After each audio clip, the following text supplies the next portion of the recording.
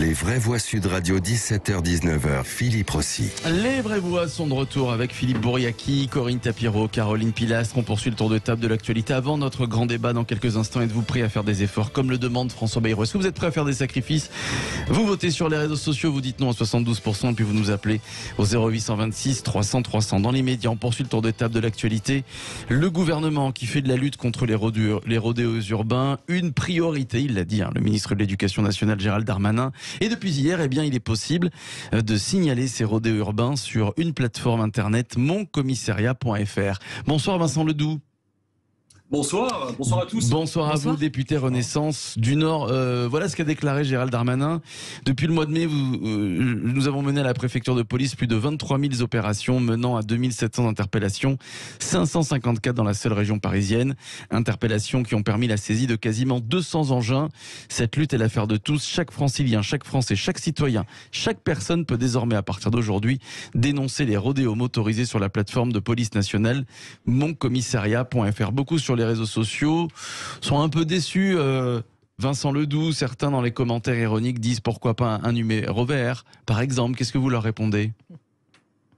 Je réponds que cette plateforme est déjà en fonctionnement depuis un certain nombre de temps, et pour en avoir discuté cet après-midi avec les fonctionnaires de police de mon commissariat à Tourcoing, ça fonctionne plutôt bien, dans le sens où pendant le confinement notamment, beaucoup de plaintes pour violences conjugales ont pu être déposées ou de manière anonyme ou de manière directe sur cette plateforme, mais en fait c'est une plateforme aussi d'information, avec d'informations montantes et des informations descendantes, puisqu'il y a des applications pour je suis victime, je signale, je m'informe. On a simplement ici ajouté un petit onglet sur signaler un rodéo, ce que font déjà les citoyens lorsqu'ils appellent le 17. Je signale que la police est beaucoup actionnée à partir du signalement des citoyens et quasi essentiellement. Si ce n'est que depuis un certain nombre de semaines aujourd'hui, il y a des opérations qui sont menées dans les contrôles de cave, sur les véhicules à l'arrêt, et donc ça c'est sur la partie amont. Mais je peux vous dire que beaucoup de mes concitoyens utilisent fréquemment le 17 et sont heureux de pouvoir utiliser une plateforme de cette nature. Je signale aussi que c'est anonymisé, donc il n'y a pas de souci là aussi à ce niveau-là, et que vous pouvez tchatcher avec un officier de police qui a le devoir de tchatcher avec vous dans les 2 minutes qui suivent votre appel. Tchatcher et chatter. Philippe Bouriaki, je vous donne la parole dans un instant, monsieur Ledoux.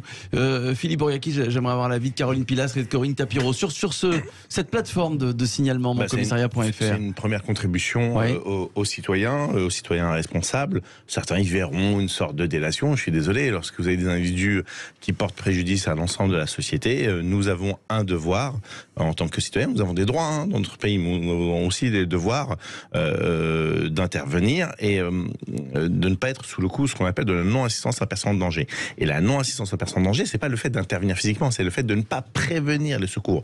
Vous voyez un incendie, vous prenez le téléphone, vous appelez le 18.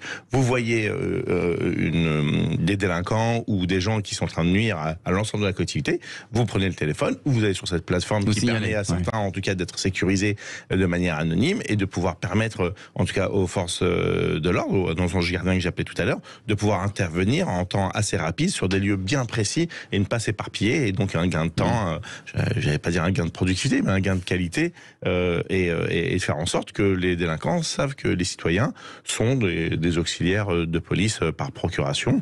Et c'est une bonne idée.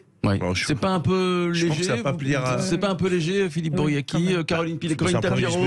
Non, moi je trouve que c'est un dispositif, mais est-ce qu'il répond vraiment à la problématique? Est-ce qu'on a les forces de police suffisantes et nécessaires là où se produisent les faits? Est-ce qu'il y a un maillage suffisant sur le territoire d'agents de police ou de fonctionnaires de police? Ça, c'est la vraie question. Après, c'est comme mettre un numéro vert et concrètement, on attend autre chose. C'est-à-dire qu'à aucun moment, on entend cette phrase de dire on va mettre en place un dispositif, alors celui-là ou un autre, mais on va demander à la justice d'appliquer des sanctions telles qu'elles sont prévues par la loi. On ne leur demande pas des sanctions exemplaires, on leur demande de vraies sanctions, pas des peines qui vont être symboliques ou un petit rappel à la loi. Donc il y a quelque chose qui fonctionne pas entre le travail de la police et de la justice, et je pense pas que ce dispositif y réponde. Caroline Pilastre. Sur le principe, je n'y vois pas d'inconvénient, c'est un premier pas. Si ça peut peut aider certains citoyens à dénoncer les difficultés d'insécurité qu'ils vivent au quotidien concernant les rodéos sauvages, j'estime que c'est pas mal. Mais après, voilà, est-ce que ça reste de l'ordre de la communication, comme on sait que ça existe quand même pas mal au niveau Renaissance, veuillez m'excuser monsieur le député, c'est un peu comme les conventions citoyennes, c'est-à-dire que s'il y a déjà cette démarche en soi, je ne suis pas contre. Ouais. Mais elle doit venir en complément. Exactement, il faut que ça mène à quelque part. On sait très bien que les policiers, comme le rappelait Corinne, sont en sous-effectif. Et puis surtout, on sait où il y a des rodéos sauvages. Enfin, les policiers connaissent ces endroits au même titre que les points de deal. Donc, est-ce que ça n'est pas uniquement la poussière sous le tapis en termes de communication pour dire, vous voyez, nous sommes le gouvernement, nous essayons de faire, nous allons agir. Mais on attend surtout de vraies sanctions une fois de plus. Alors, heureusement, j'ai envie de vous dire, monsieur le député, que c'est anonymisé. Parce que vous imaginez, en termes de représailles dans les quartiers, les gens, dans ces cas-là, seraient dissuadés de dénoncer. Déjà que c'est le cas en majorité et on les comprend, vous n'avez pas envie que votre pas de porte ou enfin votre palier ou votre voiture soit incendiée ou dégradée. Donc voilà, il ne faut pas s'arrêter là.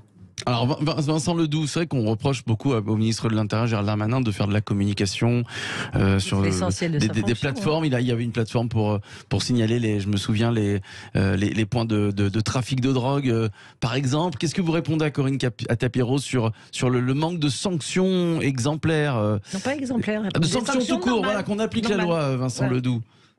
Non, mais je suis assez d'accord avec vous tous. De toutes les manières, moi, je ne suis pas un député blabla. Moi, j'ai été élu pour agir sur mon territoire et au niveau national. Donc, je vous rejoins complètement.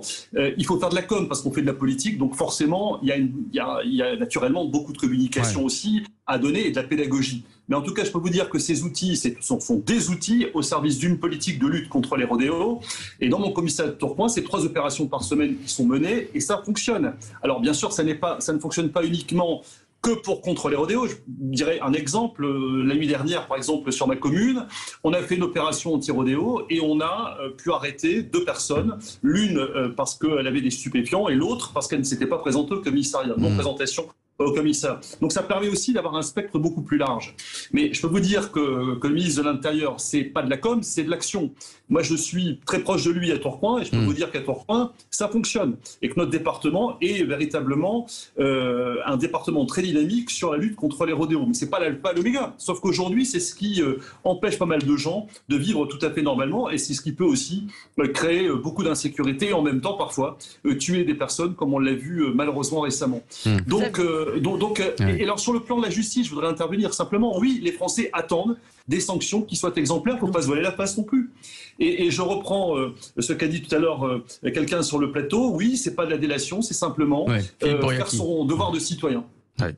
Merci à vous Vincent Ledoux, merci. Député Renaissance du Nord. Dans un instant, le grand débat des vraies voix. Êtes-vous prêt à faire des efforts, à faire des sacrifices comme le demande François Bayrou? Vous votez sur Twitter, vous dites non à 70% et puis surtout vous nous appelez 0826 300 300 pour en débattre avec Corinne Tapiro, Caroline Pilas, Philippe Bouriaki et puis la politologue Renée Frégosi qui nous rejoint dans quelques instants. À tout de suite.